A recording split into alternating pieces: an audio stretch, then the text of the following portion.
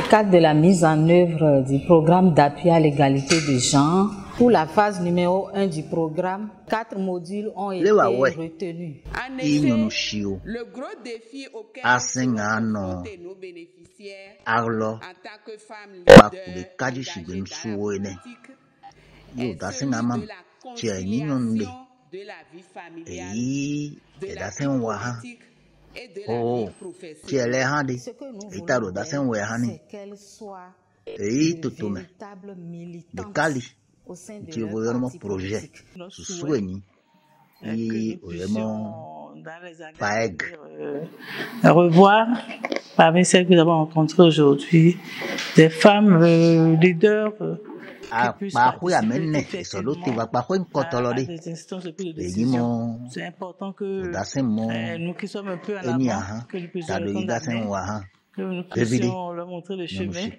et qu'elles puissent marcher dans nos pas pour briller dans notre pays avec des étoiles pour éclairer et illuminer leur génération. Et donc, je crois la commission de programme a plusieurs fois déjà engagé à accompagner ces femmes en ce qui concerne leur positionnement au niveau des instances locales, des conseils de village, des conseils d'arrondissement, des conseils communaux, pour vraiment faciliter l'opposition, faciliter l'essor et la pratique de toutes ces notions qui ont été reçues au cours de ces ateliers. Voilà, en termes d'accompagnement, ce que la commune peut faire pour la réussite du projet PAEG.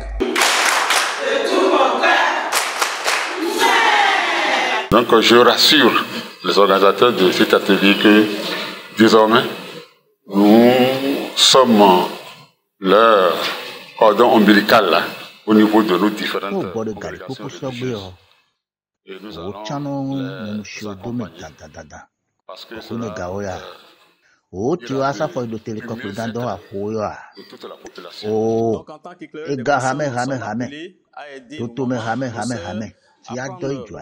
leur responsabilité en main dans la gestion de la cité, c'est-à-dire de la politique, et aussi à se battre pour leur bien-être en vue de l'avancement de leur pays. Je remercie Consortium Edidé. Ils sont venus pour nous sauver. Nous aussi, nous sommes prêts à les accompagner. D'ici 2026, c'est un projet que nous aurons des femmes conseillères, des femmes maires, des femmes députées, des femmes ministres, des femmes ambassadrices, pourquoi pas même la présidente de la République. Nous sommes prêts à aller.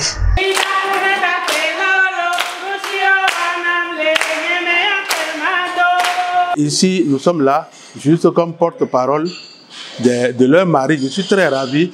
Donc ça va leur faciliter la tâche à nous autres leaders d'être le porte-parole de ces maris-là, de ces femmes-là, dans nos couvents.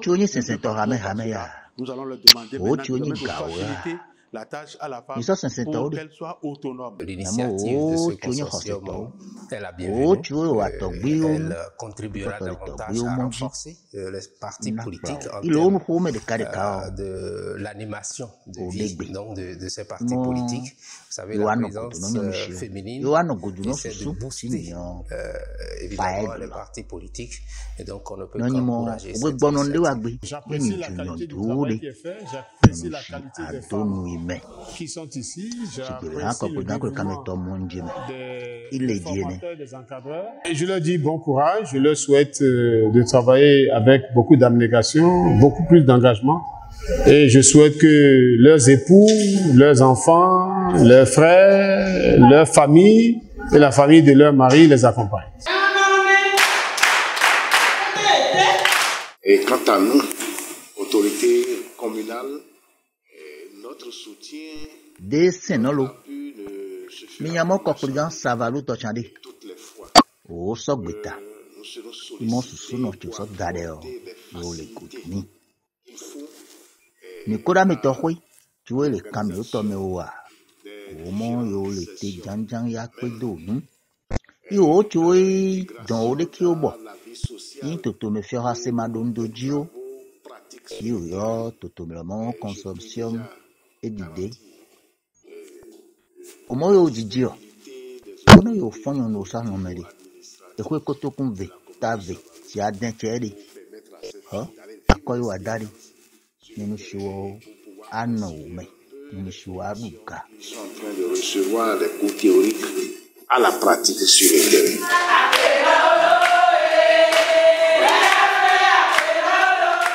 Je voudrais rappeler à Madame la chef de file du consortium EDID de la disponibilité permanente de la direction départementale des affaires sociales et de la microfinance. À ses côtés et aux côtés de toutes ces structures